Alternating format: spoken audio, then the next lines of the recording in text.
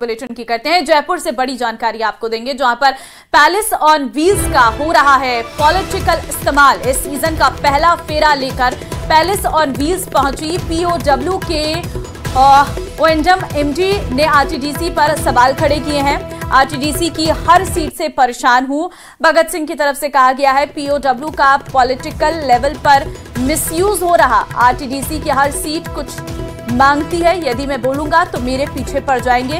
ये बात सब लोगों तक पहुंचनी चाहिए। आरटीडीसी की हकीकत सामने आनी चाहिए। हमको हर लेवल पर परेशान किया जा रहा है, सब तरह से। आरटीडीसी की आप इतनी लंबी लिस्ट है, उसको कॉन्ट्रैक्ट लिया है, इसके बाद भी आप कह रहे हैं कॉन्ट्रैक्ट भी लिया है, और हमने इसमें 8 करोड़ रुपए, पिछले साल 6 करोड़ रुपए, इस साल 2.5 करोड़ रुपए भी लगाए हैं। अब वो और मेरे पीछे पड़ जाएंगे। पॉलिटिकली और सब तरह कई लेवल पर मैं परेशान हूँ। महिमा जैन संवाददाता इस वक्त फोनलाइन पे हमारे साथ है। महिमा, आरटीडीसी की हर सीट कुछ मांगती है, क्या मतलब है इसका? पॉलिटिकल लेवल पर मिसयूज हो रहा है, ये बड़े बयान है। बिल्कुल, देखिए आज इस सीजन का पहला दौरा पैलेस ऑन व्हील्स राजधानी जयपुर लेकर पहुंची थी। पर्यटकों का भव्य स्वागत इस दौरान किया गया। तिलक माला लगाकर पर्यटकों को गुलाबी नगरी की धरातल पर उतारा गया। लेकिन उस बीच ये भी बड़ी खबर सामने आई, जो पीओडब्ल्यू के ओएंडम एमडी है, उन्होंने बताया कि आरटीडीसी की हर एक सीट से वो परेशान है। पीओडब्ल्यू परेशान है, पैलेस ऑन व्हील परेशानी। और उनकी बाइट भी आप सुन रहे होंगे कि कैसे उन्होंने कहा कि पॉलिटिकल लेवल पर इसका मिसयूज किया जा रहा है, यदि मैं बोलूंगा तो वो मेरे पीछे पड़ जाएंगे। तो ये बयान उनके सामने आए हैं और उसके बाद से उन्होंने जो है आरटीडीसी पर सवाल खड़े कर दिए हैं। अब देखने वाली बात ये होगी कि आरटीडीसी इस पर क्या एक्शन लेता है। लेकिन फिलहाल ये बड़ी खबर है जो हम आपको दे रहे हैं कि पीओडब्ल्यू आरटीडीसी की हर एक सीट से परेशान है, ऐसा वो साफ कहते हुए नजर आ रहे हैं।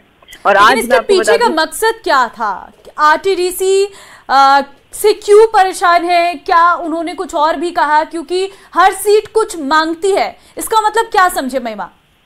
जी देखिए, बिल्कुल ये कहना तो बहुत मुश्किल है कि वो कहना क्या चाह रहे थे, लेकिन उनके शब्दों से जैसा हम पता लगा पा रहे हैं, उनका यही कहना है कि मैं बहुत परेशान हूँ। और साफ साफ वो कहते हुए ये भी नजर आ रहे हैं कि मैं पॉलिटिकल लेवल पर इसका मिसयूज हो रहा है, वो परेशान नजर आ रहे हैं। अगर मैं कुछ भी कहूंगा तो वो मेरे पीछे पड़ जाएंगे। तो इन शब्दों से तो यही आकलन किया जा सकता है कि वाकई पीओडब्ल्यू का शायद मिसयूज किया जा रहा है। अब इससे जब हम इनसे जब हमने बात करने की कोशिश की तो उन्होंने यही कहा कि पॉलिटिकल लेवल पर इसका मिसयूज हो रहा है और मैं इससे बेहद परेशान हूँ। मैं कुछ भी बोलूंगा तो वो मेरे पीछे पड़ जाएंगे।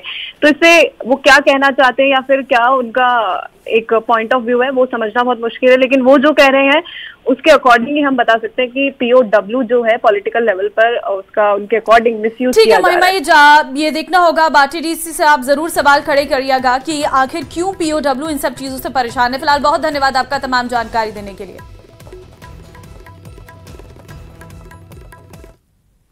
और अब दिल्ली से बड़ी खबर है। दिल्ली में सीएम भजनलाल शर्मा, कल कई बीजेपी नेताओं से सीएम ने मुलाकात की है। आज हरियाणा में चुनाव प्रचार है सीएम का।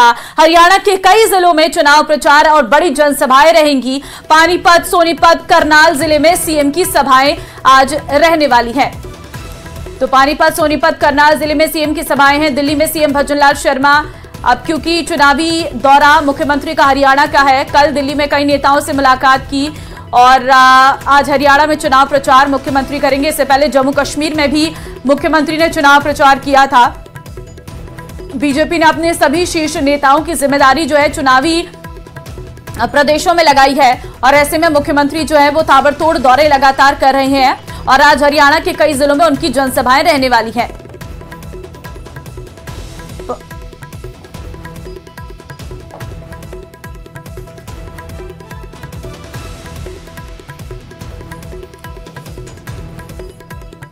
और अब आपको जयपुर से बड़ी खबर देंगे। बीजेपी प्रदेश मुख्यालय में चलेगा बैठकों का दौर। बीजेपी के राष्ट्रीय महामंत्री संगठन महामंत्री बीएल संतोष भी मौजूद रहेंगे। मदन राठौर के प्रदेश अध्यक्ष बनने के बाद बीएल संतोष का यह पहला दौरा है। बीजेपी प्रदेश प्रभारी राधा मोहन दास अग्रवाल भी बैठक में मौजूद रहेंगे। भाजपा सदस्यता अभियान की होगी समीक्षा। उपचुनाव की रणनीति पर होगा मंथन। सत्ता संगठन के कामकाज की होगी समीक्षा। पार्टी पदाधिकारी जयपुर जिले के वर्तमान और पूर्व सांसद विधायक इसमें शामिल होंगे। तो बीजेपी प्रदेश मुख्यालय में बैठकों का दौर और मंथनों का दौर जारी है। केंद्रीय मंत्री गजेंद्र सिंह शेखावत को संजीवनी क्रेडिट कोऑपरेटिव सोसाइटी घोटाले मामले में राजस्थान हाईकोर्ट की ओर से बड़ी राहत मिली है। कोर्ट ने मामले में गजेंद्र सिंह शेखावत को आरोपी मानने से इनकार कर दिया और उन्हें क्लीन चिट मिल गई है। रिपोर्ट्स की माने तो संजीवनी क्रेडिट कोऑपरेटिव सोसाइटी घोटाला मामले में गजेंद्र सिंह शेखावत के खिलाफ किसी भी तरह के ठोस सबूत नहीं मिले हैं।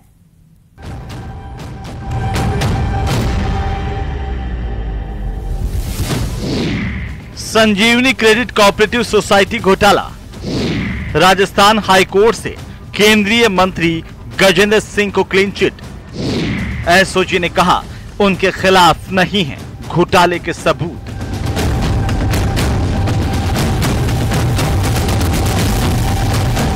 संजीवनी क्रेडिट कोऑपरेटिव मामले में केंद्रीय मंत्री गजेंद्र सिंह शेखावत को राजस्थान हाईकोर्ट ने क्लीन चिट दे दी है।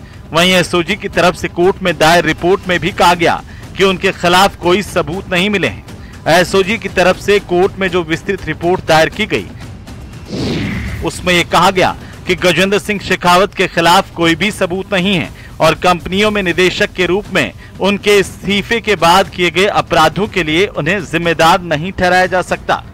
आज एसओजी को रिप्रेजेंट कर रहे थे डबल एजी साहब, वो अपनी रिपोर्ट लेके आए और उस रिपोर्ट में उन्होंने कहा कि हमने गहन अनुसंधान कर लिया है, इनकी कोई भी संलिप्तता नहीं पाई गई है।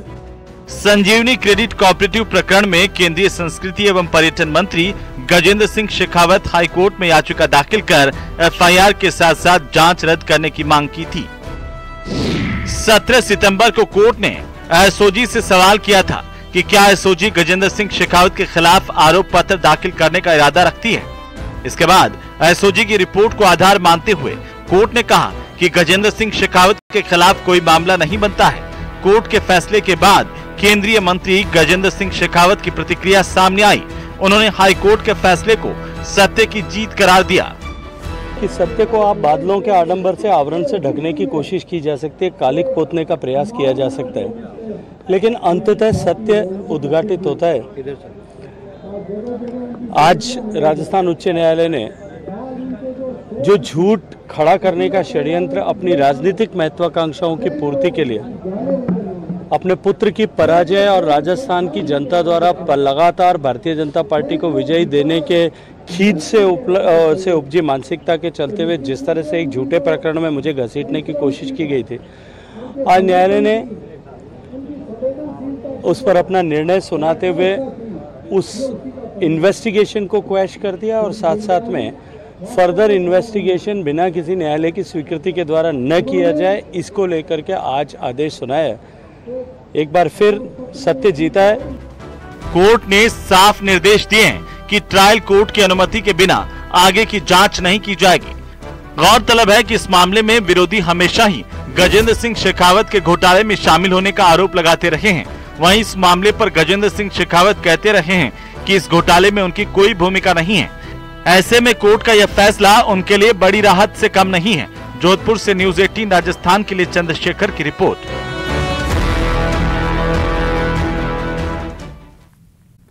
खबर भरतपुर से आपको देंगे, जहां पर प्राइवेट स्कूल के हॉस्टल से गायब हुए दोनों छात्रों का लग गया है पता। 36 घंटे बाद परिजनों को सड़क पर जाते हुए मिले दोनों छात्र।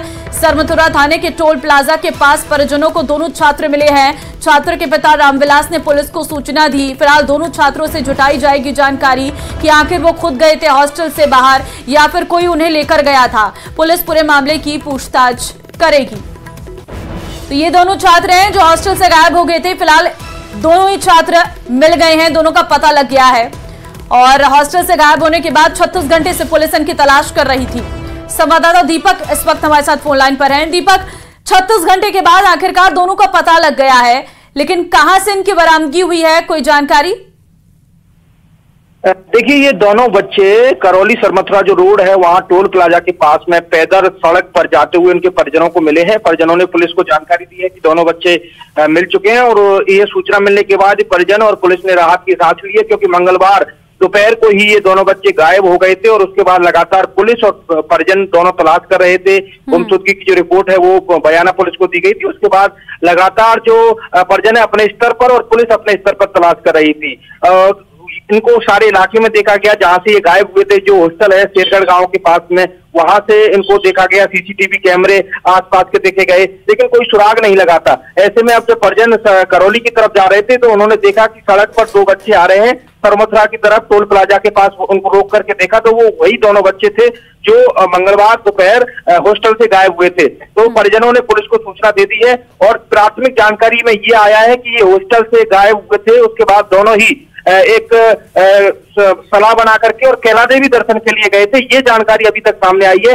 जब तक इनके पास पैसे थे तो इन्होंने बस से सफर किया और पैसे खत्म होने के बाद फिर जब इनको बस का सफर नहीं मिला तो उसके बाद ये सड़क पर पैदल चलते हुए वापस आ रहे थे। चलिए दीपक, ये राहत की बात है कि दोनों मिल गए हैं और दोनों सही हैं। फिलहाल बहुत धन्यवाद आपका तमाम जानकारी देने के लिए।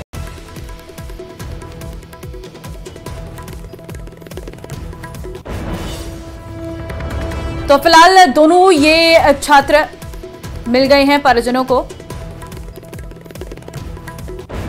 शिक्षा मंत्री मदन दिलावर ने रामगंज मंडी विधानसभा क्षेत्र का दौरा किया, जहां चेचट क्षेत्र में भाजपा सदस्यता अभियान की समीक्षा की गई। इस दौरान एक घटना ने सबका ध्यान अपनी ओर खींचा और वो थी सड़क। ये रिपोर्ट देखिए।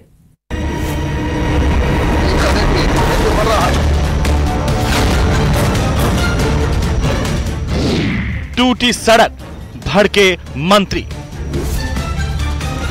देखो ये ऐसे बढ़ रहा है। कंपनी से पेमेंट वसूलने के निर्देश। एक पैसा भी इसका पेमेंट होगा तो ठीक नहीं होगा, और यही नहीं जहाँ जहाँ इसके काम चल रहे हैं वहाँ कहीं का पेमेंट नहीं होगा जहाँ तक ये मुझे रोड ठीक भी दिखा दो। सड़कें बदहाल, कौन जिम्मेदार? मैं जो कर सुन रहे हो उसका एक भी पेमेंट किसी भी कहीं का भी नहीं होना चाहिए, अदरवाइज मैं समझूंगा कि इसे बड़ी राशि का घालमेल हो गया है। देखो ये ऐसे बढ़ रहा है।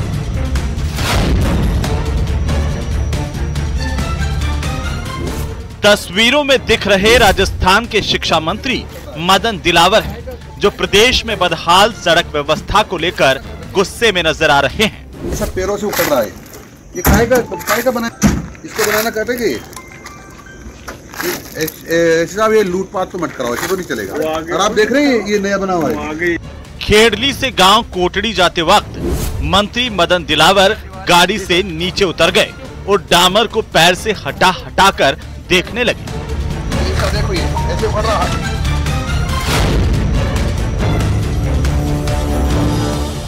मंत्री दिलावर ने देखा कि 8 महीने पहले बनी सड़क पूरी तरह क्षतिग्रस्त हो चुकी है। ये सड़क पीडब्ल्यूडी द्वारा बनाई गई थी, लेकिन घटिया सामग्री के उपयोग से सड़क की हालत बदतर हो चुकी है। सड़क की हालत को देखकर मंत्री मदन दिलावर आग बबूला हो गए। उन्होंने तुरंत पीडब्ल्यूडी के अधिकारियों को फोन लगा दिया और फिर जो उन्होंने कहा। हेलो, हाँ, कहाँ चल रहा है इसका काम?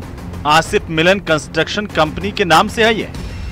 मैं कह रहा हूं इसका एक भी पेमेंट कहीं का भी क्लियर नहीं होना चाहिए, और अगर पेमेंट ट्रांसफर होता है तो मैं समझूंगा कि किसी बड़ी राशि का घालमेल हो गया है। मैं कह रहा हूं इसका भुगतान नहीं होना चाहिए। करोड़ों रुपए के रोड का नाश कर दिया। उन्होंने अधिकारियों को निर्देश दिया कि ठेकेदार से सड़क की पूरी लागत वसूली जाए और सड़क का निर्माण नए सिरे से करवाया जाए। अब देखना होगा इस पर क्या ठोस कदम उठाए जाते हैं और कब तक सड़क का पुनर्निर्माण शुरू होगा। कोटा से न्यूज़ 18 राजस्थान के लिए हिमांशु मित्तल की रिपोर्ट।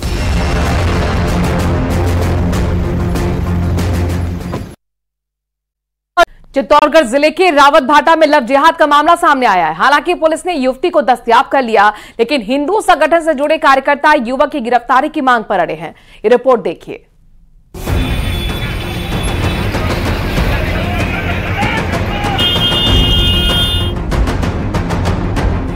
रावतभाटा की सड़क पर जमा हो रहे लोग और हालात पर काबू पाने के लिए जुट रही पुलिस।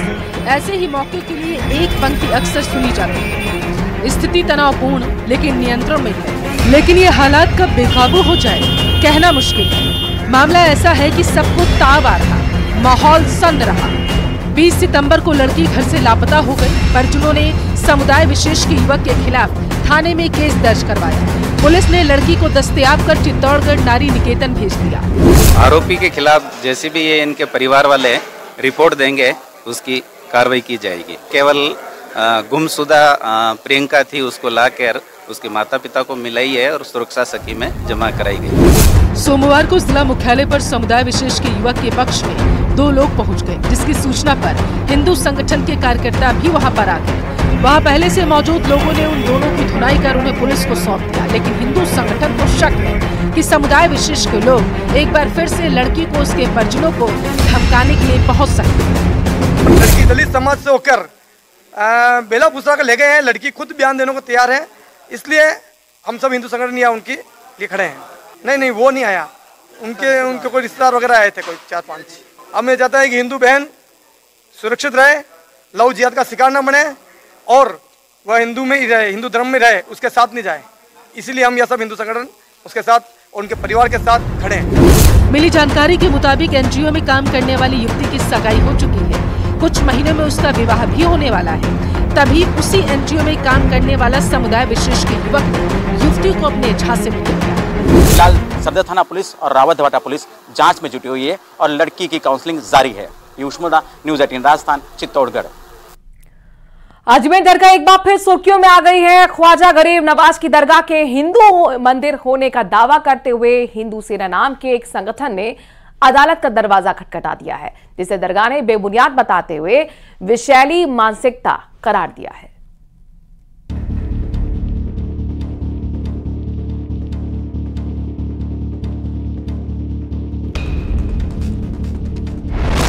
अजमेर दरगाह के मंदिर होने का दावा।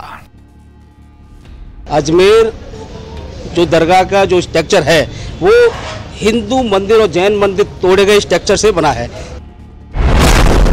हिंदू पक्ष ने खटखटाया कोर्ट का दरवाजा।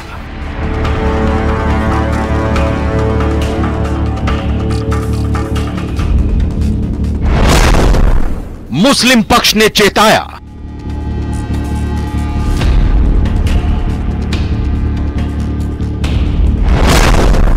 विशैली मानसिकता को दर्शाता है दावा। हिंदू सेना संस्था नामक जो वाद प्रस्तुत किया गया है वो एक तरह से उनकी विशैली मानसिकता को दर्शाता है।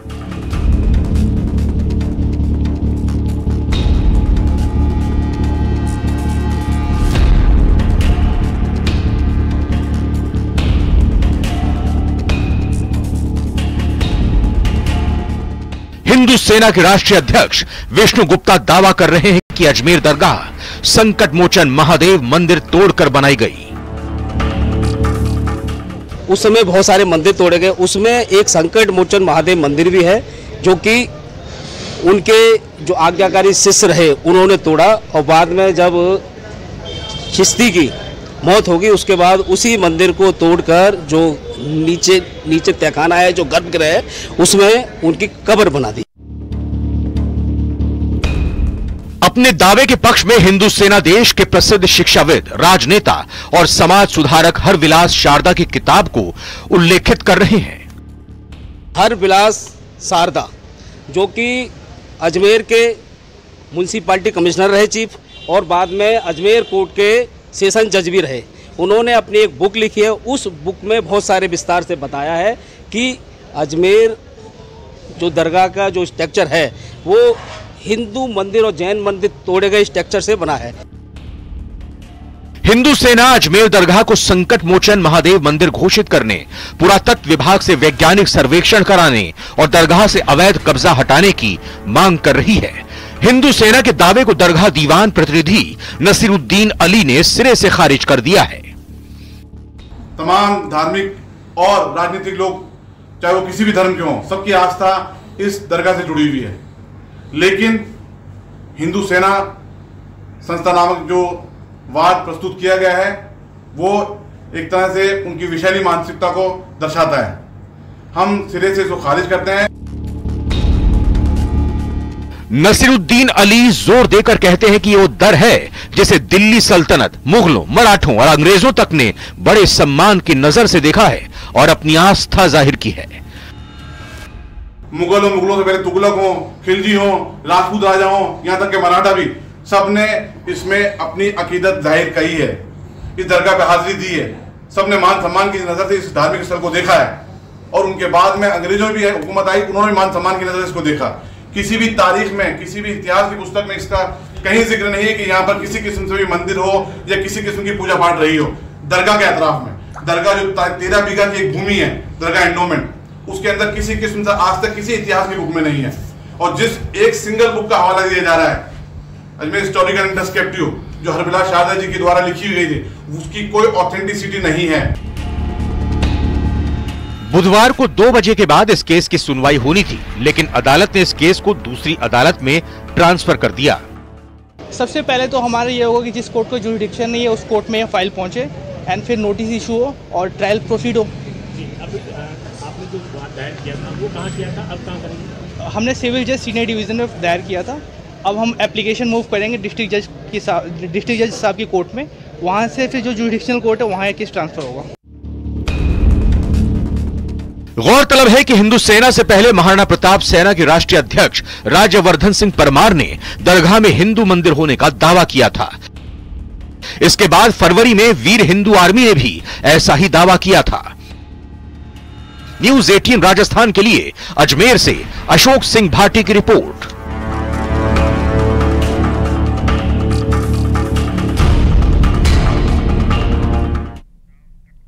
और बीजेपी से जुड़ी बड़ी खबर है। जयपुर में दरअसल बीजेपी का लगातार मंथन जारी है। बीजेपी प्रदेश मुख्यालय में मैराथन बैठकों का दौर चलेगा। उपचुनाव समेत कई मुद्दों पर इसमें चर्चा होगी। राष्ट्रीय संगठन महामंत्री बीएल संतोष इसमें मौजूद रहेंगे। मदन राठौर भी मौजूद रहेंगे। प्रभारी राधा मोहन दास अग्रवाल पहुंच चुके हैं। पार्टी पदाधिकारी, सांसद, विधायक भी इस बड़ी बैठक में शामिल होंगे। बीजेपी सदस्यता अभियान की समीक्षा भी की जाएगी। साथ ही उपचुनाव की रणनीति पर भी मंथन किया जाएगा। सत्ता संगठन के कामकाज की समीक्षा भी होगी, कैसे सत्ता और संगठन का तालमेल होना चाहिए। इसके साथ साथ सरकार की डबल इंजन की जो योजना है आखिरी व्यक्ति तक कैसे पहुंचाया जाए, सदस्यता अभियान को कैसे धार दिया जाए और खास तौर पर उपचुनाव को लेकर रणनीति भी इस बैठक में बनाई जाएगी। तमाम बीजेपी के वरिष्ठ नेताओं का पहुंचना भी शुरू हो चुका है। राधा मोहन दास अग्रवाल पहुंचे हैं। कई पार्टी अधिकारी होंगे। पदाधिकारी के साथ सांसद और विधायक भी शामिल होंगे। राधा मोहन दास अग्रवाल जो कि प्रभारी हैं वो भी बताया जा रहा है पहुंच चुके हैं। मदन राठौर के नेतृत्व में ये बड़ी बैठक होगी।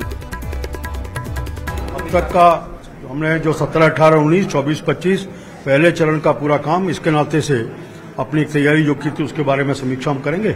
उस समीक्षा के बाद कहाँ उसको गति देने की और जरूरत है, ये देखते हुए अगले 10 दिन में उसको गति देने का काम और फिर दूसरे चरण की तैयारी इस विषय में। देखिए, मैं तो बैठक में मैं इंक्लूडेड नहीं हूँ, तो इसके बारे में मेरे को चर्चा नहीं। मैं तो राधा मोहन जी को कॉल ऑन करने के लिए मैं आया हूँ। अब आगे क्या होगा बैठकों का वो तो कमेटी अलग से ही है। रोशन हमारे संवाददाता इस खबर पर लाइव जुड़ गए हैं। रोशन, कितनी देर में बैठक शुरू होगी? देखिए, कुछ ही देर के अंदर जो बीजेपी प्रदेश मुख्यालय के अंदर बैठक होगी, जिसमें सबसे पहले मैं बताना चाहूंगा कि प्रदेश के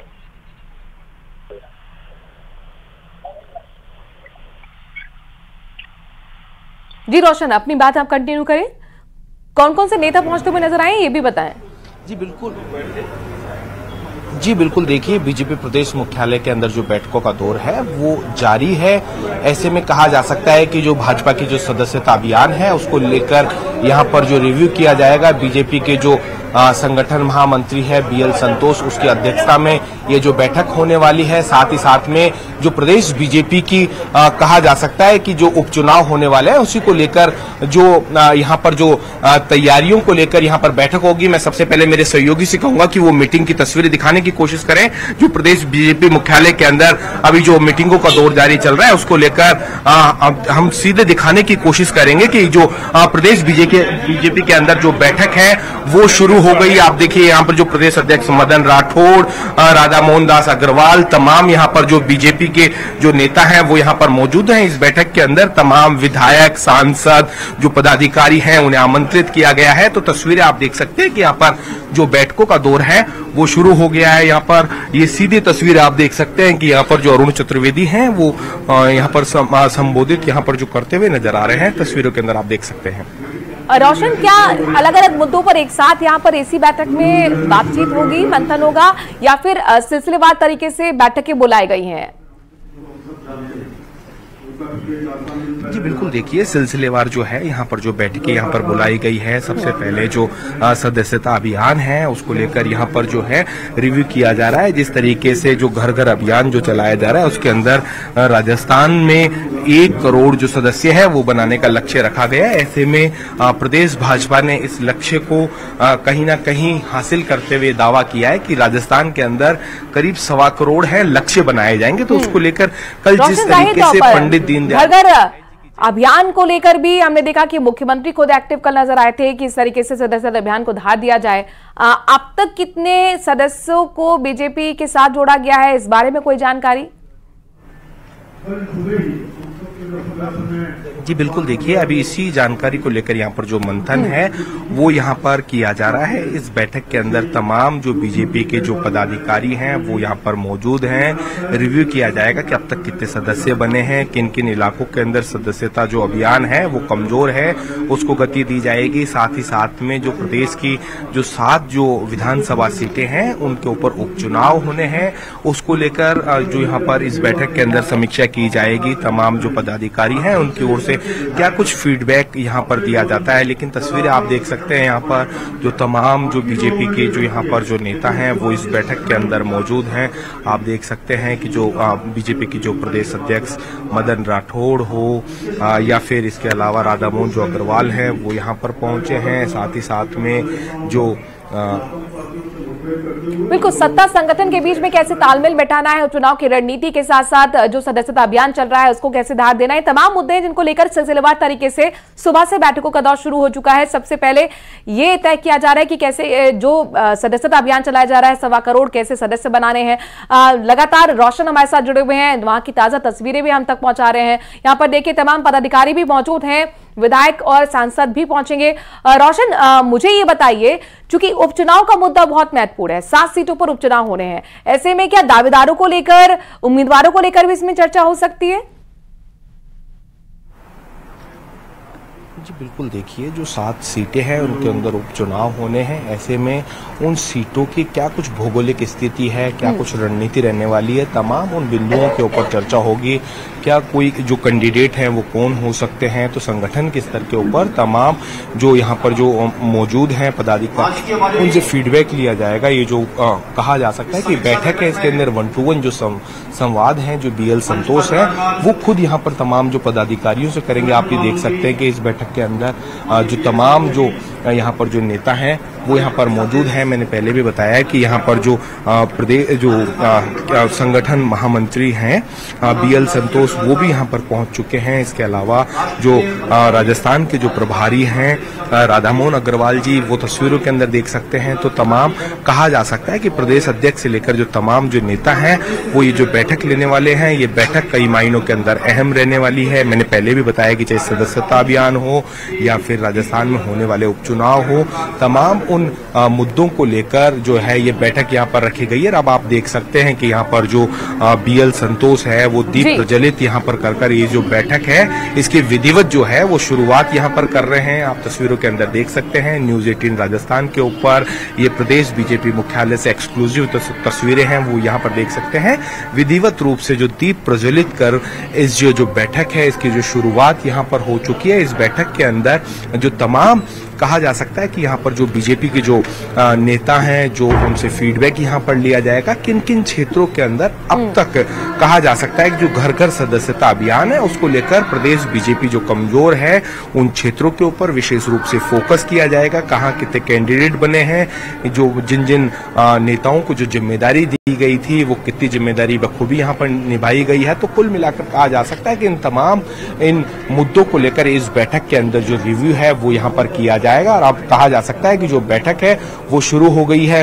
जो ये जो बैठक है इसमें देखना होगा कि क्या कुछ इस बैठक के अंदर जो मंथन है वो सही तौर पर रोशन हमारे संवाददाता बीजेपी प्रदेश मुख्यालय से लाइव तस्वीरें दिखा रहे हैं। बीजेपी में मंथन का दौर शुरू हो चुका है, पहली ये बैठक है, लगातार नजर बनाए रखिएगा रोशन, और बहुत बहुत शुक्रिया तमाम जानकारी हम तक पहुंचाने के लिए। आगे आपसे अपडेट्स लेते रहेंगे। नागौर का रुख कर रहे हैं, बड़ी खबर है, थावला कस्बे से युवती का अपहरण का मामला सामने आया है। विरोध थाने के बाहर भी यहां पर शुरू हो गया, लोग इकट्ठा हो गए हैं। 36 घंटे बीतने के बाद पुलिस के हाथ अभी तक खाली, और ऐसे में देर रात हिंदू संगठनों ने थावला थाने का घेराव भी किया है। संगठनों ने लव जिहाद का आरोप लगाया है। पूरे बाजार को बंद करने की चेतावनी दी है। थावला और भेरुदा कस्बे के बाजार बंद तक कर दिए गए। दूसरी ओर पुलिस लड़की की तलाश में जुटी हुई है, लेकिन अभी तक हाथ खाली, और ऐसे में यहां पर पूरे बाजार को बंद करने की चेतावनी देते हुए थावला और भेरुदा कस्बे के बाजार को बंद भी कर दिया गया है। महेंद्र हमारे संवाददाता इस खबर पर ज्यादा जानकारी के साथ जुड़ गए हैं। महेंद्र, संगठन आरोप लगा रहे हैं लव जिहाद का, कितनी सच्चाई और पुलिस के हाथ अब तक खाली, क्या दावा पुलिस कर रही है? देखिए, ये घटना कुछ इस तरीके से है कि थावला से लड़का और लड़की गायब हुए हैं और गांव के लोग और हिंदू संगठनों का आरोप है कि लव जिहाद जैसा प्रकरण है। 36 घंटे बीत चुके हैं, लेकिन अभी पुलिस बरामदगी नहीं कर पाई है लड़के की। इसी कारण थावला और भेरुदा कस्बे जो है अभी बंद है और पुलिस लड़की की तलाश कर रही है। तो दूसरी ओर जो कस्बा बंद किया उन लोगों से समझाइश भी की जा रही है कि जल्द से जल्द लड़की को बरामद कर लिया जाएगा। फिलहाल अभी बाजार थोड़ी देर पहले बंद किया गया है जी, और बाजार में व्यापारी इकट्ठे हो रहे हैं। चलिए, बहुत बहुत शुक्रिया तमाम जानकारी हम तक पहुंचाने के लिए। तो सड़कों पर गुस्सा यहाँ पे देखना शुरू हो गया है, व्यापारी एकजुट और मांग यही कि जल्द से जल्द बच्ची को पकड़ा जाए, यानी कि जो लड़की है उसे पकड़ा जाए। खबरों में आगे बढ़ते हुए एक और खबर का रुख कर रहे हैं। क्या आप किसी ऐसे गांव की कल्पना कर सकते हैं जहां पर लोग दरवाजे पर ताला ना लगाएं, उनको ये जरूरत ही महसूस ना हो, जहां के लोग शुद्ध शाकाहारी हो, शराब से भी दूर रहते हो, यानी कि दूरी बरतते हो, यहां पर लोग भाईचारे से रहते हो और कभी किसी के खिलाफ पुलिस में रिपोर्ट तक दर्ज नहीं कराई गई हो? विश्वास नहीं हो रहा है ना? तो चलिए आपको ऐसे एक अनोखे गांव की सैर कराते हैं।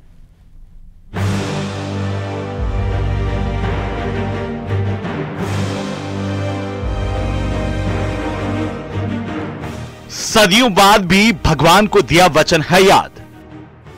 भगवान देवनारायण जी के और हमारे पूर्वजों के ये वचन हुए कि हमारा मंदिर तो शाहसुल्ला का पक्का है और आपके मकान बनाओ वो कच्चे में आपका निवास होगा।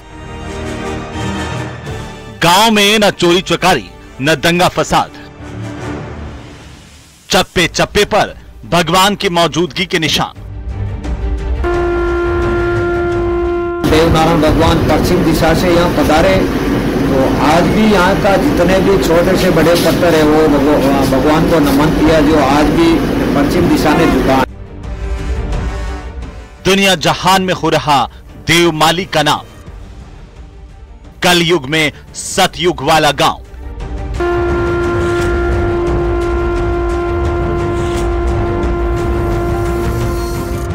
एक कुआं पुराना सा जिसको बने बीत गया जमाना सा, वही चक्री, वही घिरनी, वही ऊंचा घेराव है।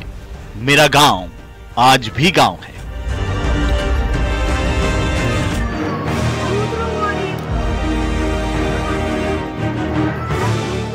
आंखों को सुकून देने वाली हरियाली, उन्नत पहाड़ और नीले गगन में उड़ान भरते परिंदे। गांव जहां लोग थोड़े में भी संतुष्ट हैं, उनके चेहरे की निश्चल मुस्कान कहती है शहर में छाले पड़ जाते हैं जिंदगी के पांव में। सुकून का जीवन बिताना है तो आ जाओ गांव में। सामान्य सा नजर आने वाला ये गांव आजकल सुर्खियों में है। पर्यटन मंत्रालय ने ब्यावर जिले के देवमाली गांव को देश का बेस्ट टूरिस्ट विलेज घोषित किया है। गांव का नाम भगवान देवनारायण के नाम पर रखा गया है, जिनका मंदिर एक पहाड़ी पर है।